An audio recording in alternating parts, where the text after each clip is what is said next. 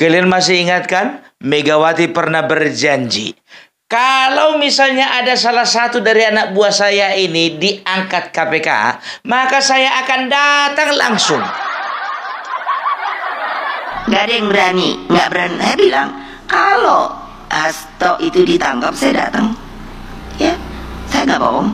Kenapa? Saya ketua umum, bertanggung jawab kepada warga saya. Dia adalah sekjen saya, Harun Masiku. Itu tahun 2019. Coba ayo ahli hukum, berani hitung berapa semuanya yang ditahan. Hah? Siapa nih? Sampai tahun segini nih, ayo. Kan semuanya di blok. So, what do you do? Tahu ndak kalian, aku menunggu-nunggu di dalam penantian. Hampir 2 minggu si Hasto di dalam penjara, nggak datang-datang. Yang jadi pertanyaan ya kan, apalah kira-kira penyebabnya ini? Ya kan begitu. Kurasa ada 3. Yang pertama karena terlalu sedih. Yang kedua bingung mau bikin apa. Yang ketiga, ya cari cara bagaimana untuk melupakannya. Aduh, Hasto. Makanya Ibu Megawati, ya, kalau ngomong itu mbok ya diukur-ukur. Kalau ngomong itu ditakar gitu loh. KPK itu adalah salah satu lembaga penegak hukum, ya.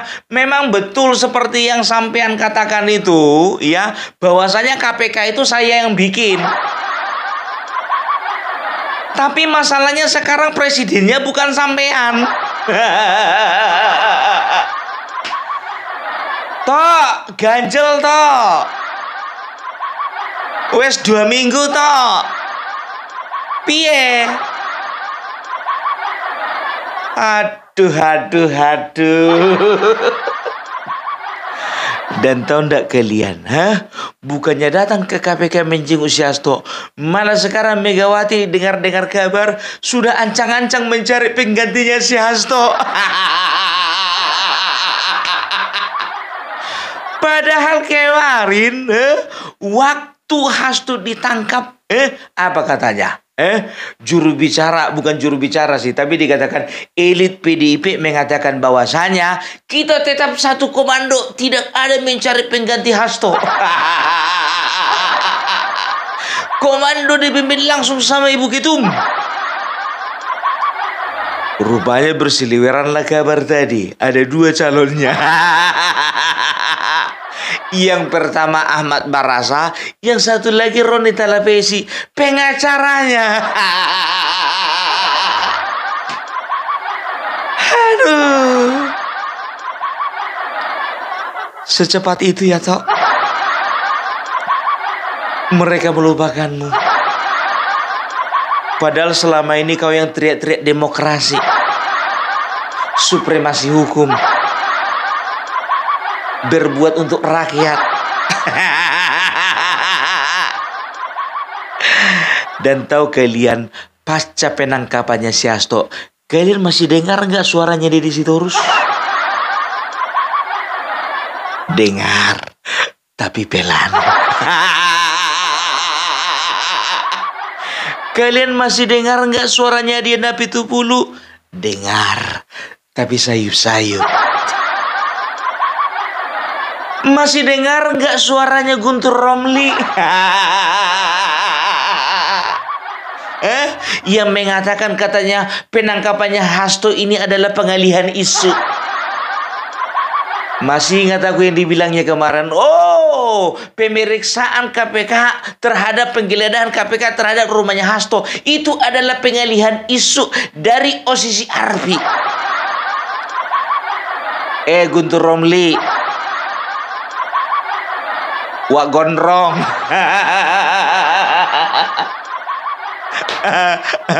Gimana kabarmu, aman muncungmu itu? Kalau ngomong boleh menghibur diri, tapi jangan kelewat batas. Tahu nggak kalian suaranya ini kemana? Nggak kedengaran. Mana? Kok nggak nongol lagi di TV?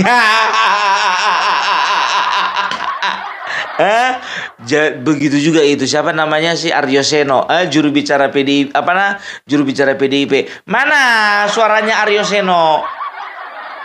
Tahu ndak kalian? Ku bilang sama kalian, ini ku jamin sama kalian ya. Ya pasca ditangkapnya si Hasto, orang ini bakalan hilang satu-satu. Karena apa? Karena ini gandengan si Hasto semua ini.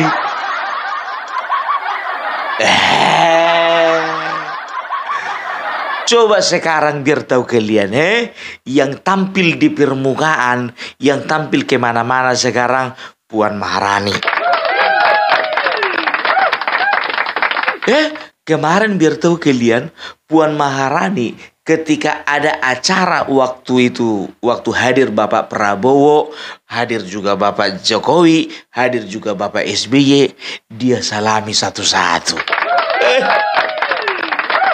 Itu dia ya. Setelah itu di Kongres Demokrat, Puan Maharani menghadiri acara Kongres Demokrat didampingi siapa? Bukan Deddy Sitorus, bukan Nadia Nabitubulo, bukan juga Guntur Romli. Tapi Bambang Wuryanto alias Bambang Pacul. Kan ku bilang kan dari kemarin-kemarin kan ya.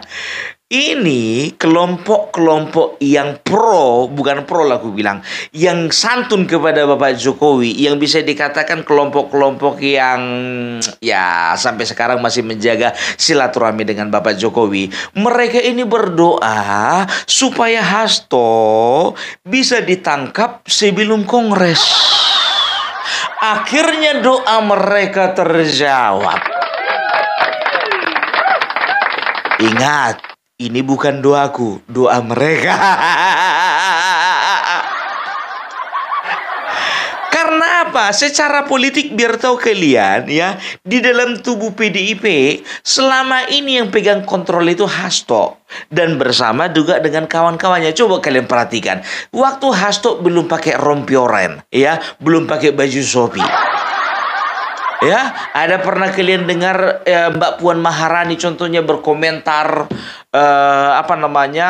lebih dominan daripada Hasto? Enggak, dikit-dikit Hasto, dikit-dikit Deddy Sitorus, dikit-dikit Guntur Romli, dikit-dikit Nadia Nabitubulo, dikit-dikit Aryo Seno, dikit-dikit Ciko Hakim. Ya, ingat kalian kan? Nah ini sekarang ini saatnya biar tahu kalian ya, nama-nama yang kusebutkan satu persatu pasti tenggelam sebelum waktunya. Memang masih di DPP, masih elit masih. Tapi yang pegang kontrol bukan lagi Hasto. Siapa? Kita akan lihat bagaimana langkah selanjutnya yang akan diambil PDIP. Loh, Pung, sekarang itu masalahnya ya, Hasto itu sekarang akan digantikan oleh siapa? Ya nggak tahu, nggak urusanku itu. Aduh, yang dua tadi ku bilang Ahmad Basara dan juga Ronita Lapesi, ya sebetulnya mereka itu diangkat menjadi juru bicara. Tapi sebentar selama ini aku pikirlah juru bicaranya itu Guntur Romli. Betul, versi Hasto. Jadi aku tanda tanya gitu ya. Kemarin kalau nggak salah juru bicara orang ini Guntur Romli sama si Aryo Seno, kan begitu. Selalu orang ini seragam. Apa yang dikatakan Hasto itu yang dikatakan mereka kepada publik, kan begitu. Tapi lama-lama, Megawati mengangkat Ahmad Basara dan juga Ronita Lapesi. Kemana Aryo Seno dan juga Guntur Romli? Itu yang jadi pertanyaan. Yang kedua, ya kan? Pertanyaan kedua, ada berapakah juru bicara sebenarnya di PDIP? Aduh, ya kalau ku bilang sih sekarang ini, ya kan kemarin itu mungkin dominasinya si Hasto dan juga rekan-rekannya, ya waktu itu kan kental sekali. Mungkin saja telinganya Ibu Megawati itu lebih mengarahkan ya lebih mengarah kepada mereka daripada perkataan-perkataan elit yang lain. Nah sekarang mungkin ini sekarang mungkin ya, mungkin Ibu Megawati sudah mulai mengarahkan telinganya ke yang lain. Karena apa? Yang satu itu udah ditangkap. Kan begitu. Makanya aku bilang di dalam politik ini, nggak usah di dalam politik, di dalam bersosial, bermasyarakat, di dalam keluarga pun begitu. Kalau udah masuk penjara, ya antara dua. Kalau sudah masuk ke penjara dan ke liang kubur, cepat-cepat itu dilupakan.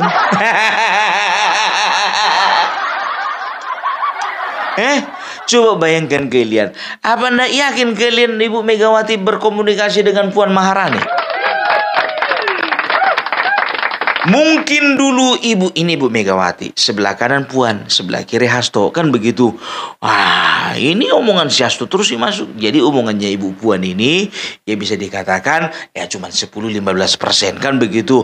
Yang 80-85% itu omongannya si Hasto. Nah sekarang omongannya si Hasto udah nggak ada lagi. Otomatis ya omongan-omongan dari Ibu Puan ini lebih mempengaruhi Ibu Megawati, kan begitu.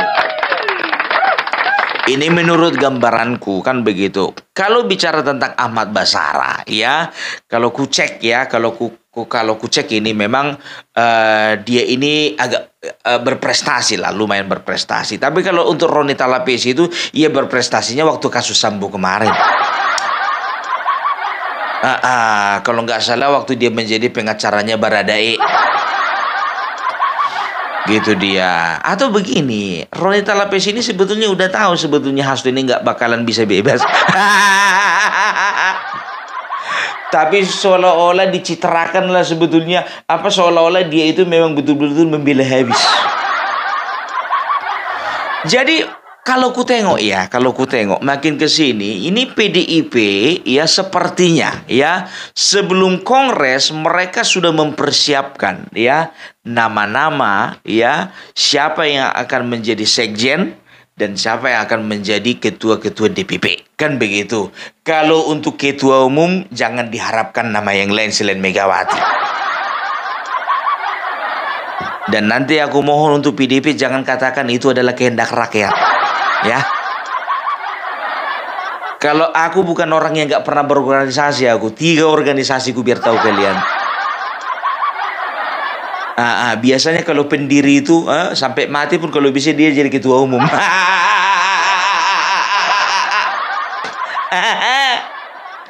Itu dia, makanya jangan atasnamakan rakyat, gak usah.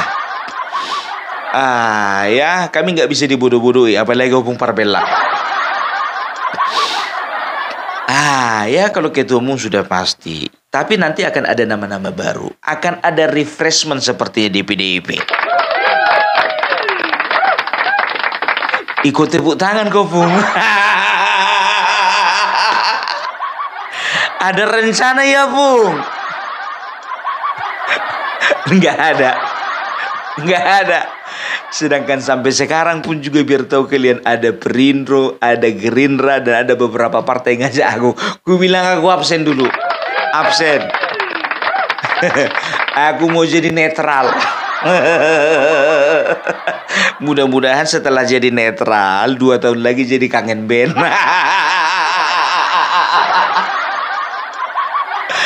Aduh.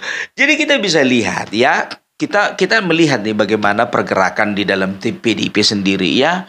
Ini ku tengok ya Adian Apitupulu, setelah itu manusia-manusia model si Deddy Sitorus, Guntur Romli, Ciko Hakim ya, si Aryo Seno, ini semuanya sudah bungkam ini. Karena apa?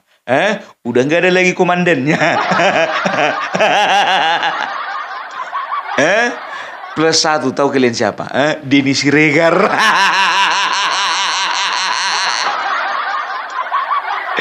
Outsider. Orang luar tapi masih ada keterkaitan. Capek aku nyari konten nyibir tuh kalian nggak dapat. Gimana kawannya nih bungkam? Aduh. Ya kita bisa melihat bagaimana ya. Sekarang ini mulai nih kayaknya nih ya. Aku nggak tahu apakah Ibu Megawati mendelegasikan pemulihan partai ini kepada Puan Maharani. Kita nggak tahu ya. Karena aku tengok di dalam 2 momen saja ya. Aku melihat kalau nggak salah waktu itu Bapak Prabowo waktu itu meluncurkan BPI ya, Badan Pengelolaan Investasi Danantara ya kalau nggak salah ya, Danantara ya. Di situ kan datang SBY, SBY dan Jokowi, bukan JK. Ya, dan aku melihat di situ ya bahwasanya Ibu Puan Maharani ya disalamnya Bapak Jokowi, disalamnya lagi Bapak SBY, disalamnya lagi Bapak Prabowo, padahal mamanya musuhan sama mereka. Ya, tapi itu dia ya, mungkin panji-panjinya PDIP ini kemungkinan besarnya nanti akan ke Ibu Puan Maharani. Jadi gimana pun juga Puan Maharani ya memiliki beban sebagai seorang anak dari pendiri partai PDIP ya. Walaupun ibunya seperti itu tapi dia berusaha bagaimana supaya bersikap nice gitu kepada para elit yang lain dan kepada para tokoh. Karena memang kalau bisa dilihat dua-duanya ini beda karakter sih, kan begitu. Nah, begitu juga waktu di Kongres Demokrat kalau tidak salah di acara penutupan ya. Di acara penutupan kemarin itu kalau tidak salah Ibu Puan Maharani datang didampingi oleh Bambang Pacul ya. Selama ini kita lihat ya bagaimana Denny Siregar, orang suruhannya Hasto, mengatakan bahwasanya Bambang Pacul sebaiknya mundur karena tidak bisa menjaga keutuhan kandang banteng di Jawa Tengah. Aku masih ingat itu. Kenapa aku bilang itu suruhannya si Hasto? Karena apa yang dikatakan Hasto selalu diakomodir sama yang namanya Denny Siregar. Dulu waktu aku kira lah ini dulu pendukungnya Jokowi ini si Denny Siregar ini, biar tahu kalian. Rupanya bergeser Bapak Jokowi ke sini. Nah, di situ dia ikut dia menuding-nuding Bapak Jokowi. Ya. Jadi Bambang Wuryanto ya. Jadi kita bisa ngelihat ya, mungkin ada nama-nama lain ya, selain dari Ibu Puan Maharani, juga ada Bambang Wuryanto, begitu juga ada Mas Utut ya, begitu juga ada Ahmad Barasa dan lain sebagainya ya. Yang bisa diharapkan mereka ini adalah sebagai pengganti ya dari congor-congornya Deddy Sitorus. Ya, itu dia. Makanya kita akan melihat bagaimana PDIP mungkin akan kalau bisa dikatakan berevolusi. Bukan berevolusi lah ya, lebih tepatnya lebih memperbaiki diri, itu aja ya. Jadi kalau bisa aku katakan, ya sudahlah, lupakanlah yang sudah berlalu. Ya, itu dia ya. Jadi PDIP ini PR-nya banyak ini. Bisa dikatakan ini beban besar. Karena 2029 ya, PDIP ini harus kerja keras. Karena apa? Sudah terlanjur dirusak si Hasto. Tahu nggak kalian, jujur saja, sebetulnya Ibu Megawati dengan Bapak Jokowi ya, itu sebetulnya bisa dijembatani dan juga bisa dikatakan ya bisa berrekonsiliasi. Masalahnya di tengah-tengah ada si Hasto. Kan itu aja masalahnya selama ini. Nah sekarang ya Hasto sudah di dalam ya. Aku rasa ini bukan doa kita, ini dua-duanya orang Puan Maharani dan teman-temannya ini. Nah, bukan masalah doa sih sebetulnya, karena memang betul-betul dia itu tersangkut hukum, kan begitu ya.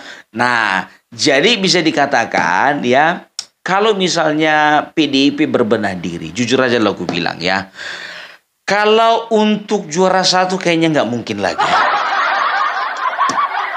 Ya, nggak mungkin lagi. Kalau mungkin 3 atau 4 lah. Ya karena memang sudah terlanjur hilang kepercayaan masyarakat sama kalian. Kalian jujur aja gue bilang ya, selama 5 tahun ini PDIP berat sekali kalau gue katakan. Mengharapkan masyarakat itu atau rakyat itu untuk percaya ke PDIP itu sangat berat. Karena apa? Karena kepercayaan masyarakat itu sudah dirusak oleh Hasto bersama kawan-kawan. Ya, itu dia ya. Jadi ini Demokrat, biar tahu kalian ya, dari aroma-aromanya aku lihat Demokrat ini sudah mulai membenahi diri dan ini akan mengambil posisi kalau tidak keempat atau ketiga lah. Hati-hati ya. Bisa jadi nanti Gerindra, yang kedua itu nanti Golkar, yang ketiga kalau pintar-pintar Demokrat ya itu bisa jadi masuk. Tapi kalau enggak ya udahlah, puaslah di urutan keempat, yang ketiga biarlah dulu PDIP biar agak terhibur orang itu. Tapi ngomong-ngomong soal Kongres Demokrat, biar tahu kalian, penutupan kemarin datang si Ruhut Sitompul. Dari Golkar ke Demokrat, Demokrat ke PDIP. Ditanya kawan-kawannya, bang balik lagi enggak bang? Enggak lah dek, aku di PDIP aja. Padahal sebetulnya dia, biar tahu kalian, kalau hati itu kepingin balik lagi tuh. Kadung malu. Loncat sana, loncat sini, udah kayak kanguru. Sebentar pakai baju kuning, sebentar pakai baju biru, sebentar lagi pakai baju merah. Yakin aku kalau misalnya dia itu diangkat jadi sekjennya Gerindra, langsung loncat itu, biar tahu kalian. Ini manusia kan modelnya pragmatis ini. Tapi jujur aja, dari dulu nggak pernah aku benci samanya ini. Karena apa? Karena dia juga nggak pernah benci sama aku.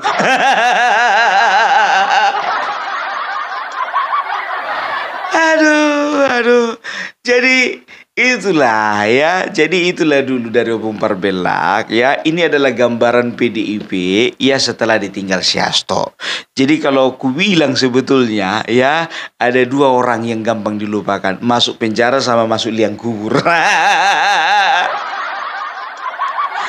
Ya, itu dia ya. Jadi kita akan melihat bagaimana bangsa ini melupakan orang yang namanya si Hasto.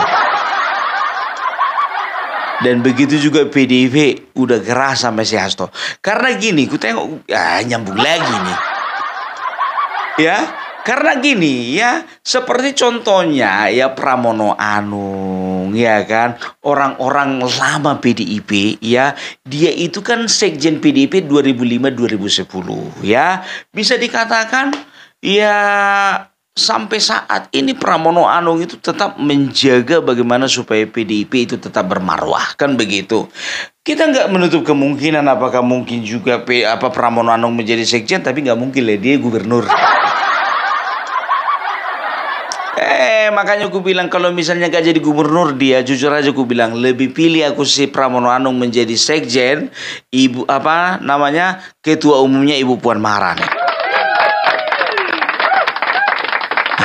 Baru begini, kan begitu, barulah bisa diperbaiki semuanya, kan begitu. Tapi ya udahlah, ya yang lalu biarlah berlalu. Oke, itu dulu dari Opung Parbelak. Salam NKRI, NKRI harga mati.